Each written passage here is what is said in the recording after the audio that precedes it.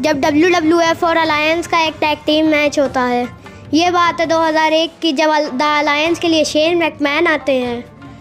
And then the Booker T आते हैं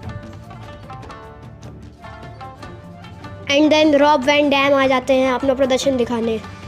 और फिर कर्ट एंगल, और फिर आखिरी में स्टोन कोल्ड स्टीव ऑस्टिन आते हैं, और फिर WWF के लिए द बिग शो आते हैं, और फिर the big red machine Kane आते हैं, and then the American badass and the dead man the Undertaker आते हैं,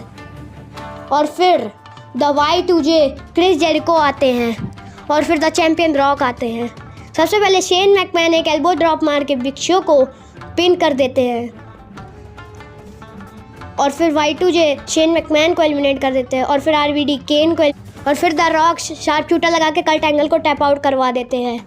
और फिर स्टोन कोल्ड Y2J को पिन कर देते हैं, और फिर Y2J द रॉक को धोखा दे देते हैं, और फिर अंडरटेकर आते हैं बैक स्टेज से, और फिर Y2J को बैक स्टेज भगाते हैं, और फिर द रॉक बड़ी मुश्किल से एक रॉक बॉटम लगा के स्टोन कोल्ड को पिन करके WWE का नाम रोशन करते हैं।